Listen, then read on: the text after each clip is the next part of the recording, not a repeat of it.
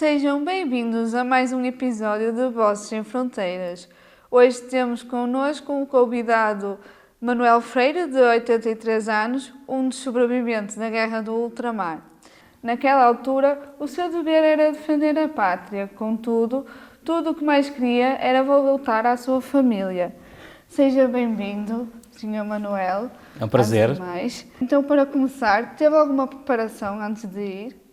Sim, tive uma preparação, dado que tive um curso que tive que tirar, porque numa área de minas e armadilhas, realmente, que me levou realmente para Angola, onde lá foi o que eu desempenhei, era o explosivo, tudo que era explosivo estava perto deles e os explosivos estavam perto de mim. Essa foi a preparação, além de toda aquela formação militar inicial, depois há realmente essa formação mais específica, que era minas e armadilhas, que foi aquilo que eu realmente em Angola tive que desempenhar a minha função. Como é que se sentiu quando recebeu a convocatória? Muito mal, muito mal. Muito mal, porque realmente quando se falava de minas e armadilhas era uma ida sem regresso. Porquê? Porque realmente estávamos perante uma situação dificílima, de qual realmente a nossa moral aí iria-se abaixo. Podia ir por todas as especialidades, mas a de minas e armadilhas, não há dúvida que nos tirou toda aquela, vá lá, digamos, vamos e vamos voltar. Aí era a parte negativa que estava connosco, realmente. Mas as coisas correram bem. E como é que era o espírito entre os camaradas? O espírito entre os camaradas era fantástico, muito bom, tinha mesmo que ser, porque se não o fosse, ali não se poderia, vá lá, usando este termo, trabalhar, sem camaradagem, tínhamos que estar sempre muito unidos para que realmente as coisas sucedessem o melhor. Como é que era a sua comunicação com a família?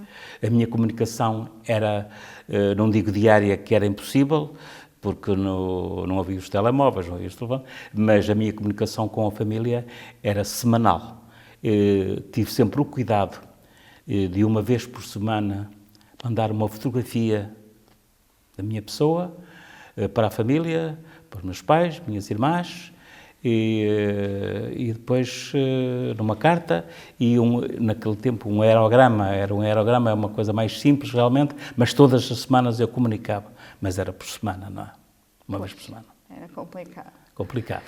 E consegue recordar-se de algum momento de esperança e solidariedade que tenha ocorrido entre os soldados para enfrentar o dia-a-dia?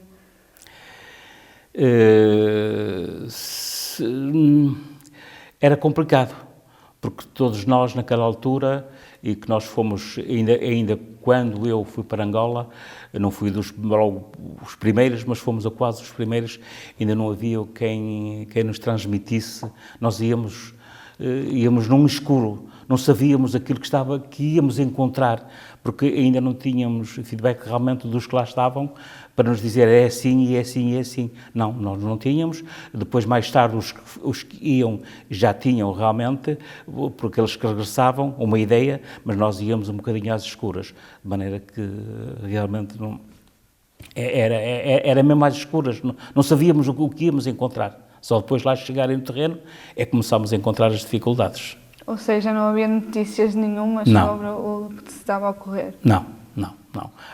As notícias era aquilo que já na altura faleceu este, faleceu aquele e realmente, mas pronto, a palavra não nunca podia existir, não é?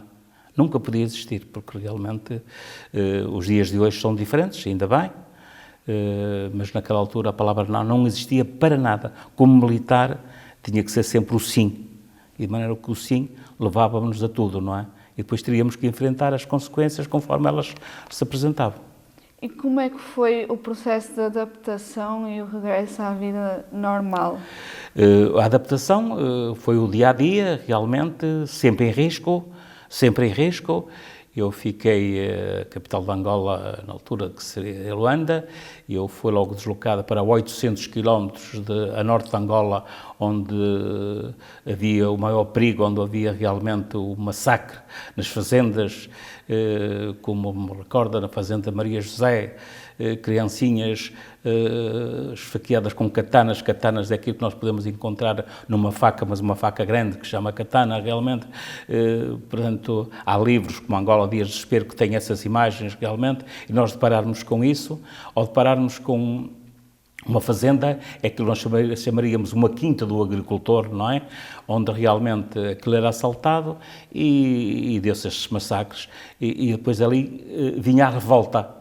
Vinha a revolta, porque ao vermos corpos de crianças mutilados, enfim, vinha a revolta do militar. Se é que estávamos numa missão que tínhamos que desempenhar, se ela era... se estava certo ou não certo, não nos dependia de nós, mas realmente aí estava a nossa revolta e enfrentarmos o nosso dia-a-dia sempre com o melhor, não é? E o seu regresso a Portugal? O regresso foi muito bom, porque realmente, numa altura em que se falava que nos iriam outros render, não é que era assim que se falava, render, só quando lá chegavam aqueles que nos rendiam é que nós podíamos regressar, e assim aconteceu. É claro que entre muitas coisas, entre momentos muito bons, que também se passou, aquilo não era só uma vida, havia momentos difíceis, mas havia momentos muito alegres, entre camaradagem, mas quando chega ao regresso, realmente é aquilo que nós, à partida, e nós falando por mim, digamos que o regressar era uma palavra muito incerta, mas regressei. Regressei e depois, numa altura em que cada militar era um herói, não é? Que chegava, não é? Então aquela festa que eu cheguei à minha localidade e inúmeras pessoas que não foram trabalhar nesse dia, porque sabia que eu ia chegar num dia de manhã e assim aconteceu, foguetes, parece que estavam perante um herói, e não era um herói, porque não foi um herói, simplesmente tive que cumprir uma missão que era obrigatória e que nos roubou, me perdoem realmente a palavra roubar, a nossa mocidade. Porque eu fui com 21 anos e quando saí da tropa tinha 25. Aquela mocidade, para os jovens, que os 20, 21, 22, 23, 24, 25, uma passagem da nossa vida muito bonita, na nossa mocidade, isso foi-nos roubado.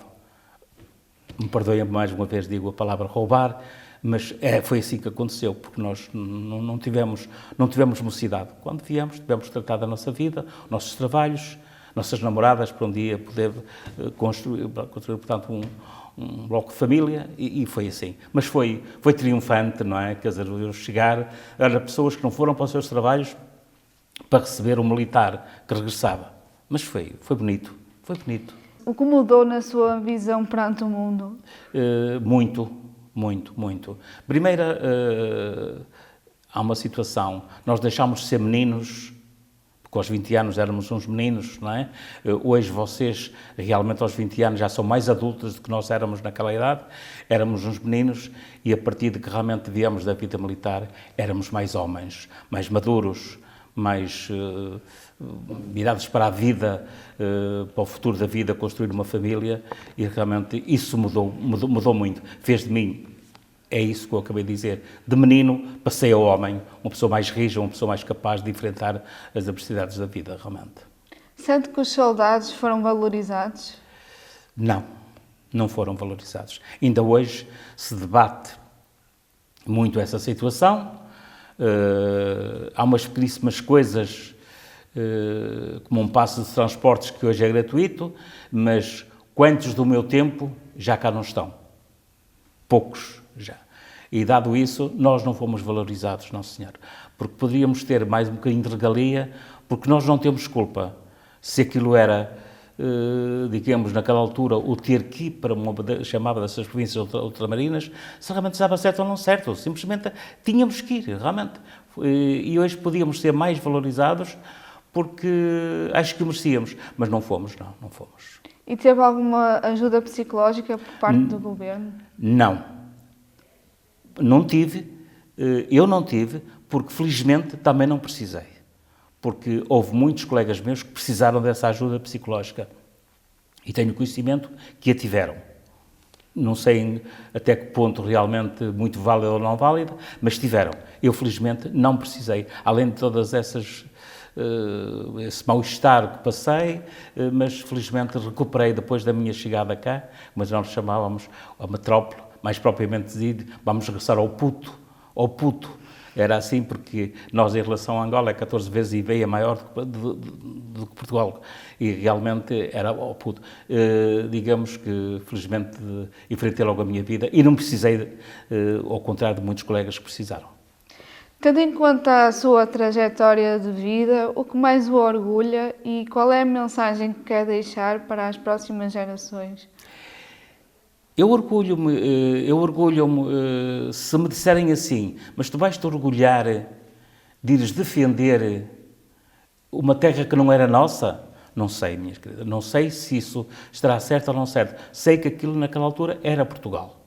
E realmente, mas eu, dentro da missão que realmente me foi destinada, eu orgulho-me do militar que fui, porque realmente foi extremamente correto com os indígenas de lá, e entrava numa senzala e as crianças corriam para mim para me abraçar, porque sempre os acarinhei, porque sempre que podia levar umas sandes para a senzala, levava para dar às crianças.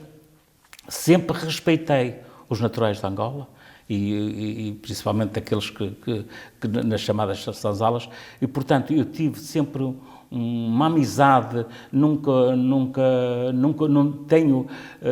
cometi algo que hoje me deixasse ficar na ideia, eu cometi este erro porque tinha uma pistola e porque realmente fiz isto ou aquilo. Não, eu realmente fui dos militares muito bem sucedidos no meu regresso, porque não tenho qualquer mágoa do meu desempenho. E sinto-me orgulhoso, com certeza que sinto-me orgulhoso, porque há 60 anos atrás eu estava precisamente em Angola. E qual é a mensagem que quer deixar às próximas gerações? A mensagem que eu deixo às gerações é que quando aqueles que têm os seus avós, eu já digo realmente, porque há gerações de 20 anos já não são os pais, já são os avós. Aqueles que tiverem os seus avós, que deem um bocadinho, e eu tenho essa felicidade de ter 2 netos que me perguntam e que me fazem perguntas sobre a minha vida militar, sobre esses anos em que realmente como é que eles se passaram, porque nós só podemos ensinar e dar-lhes força, porque a vida hoje é diferente. Tem outras adversidades, é certo, mas o que eu deixo para as gerações futuras é que ouçam os avós a contar aqueles que por lá estiveram, porque só lhe dão força para enfrentar aquilo que hoje, cada vez, a situação é mais difícil e muito para os jovens, realmente. Muito para os jovens. A vida não está fácil. Se noutros tempos não estaria fácil por uma forma, hoje também não estará fácil para os jovens. Muito obrigada por partilhar connosco estas histórias e por esta oportunidade. A vocês aí em casa, espero que tenham gostado e vemo-nos num próximo episódio.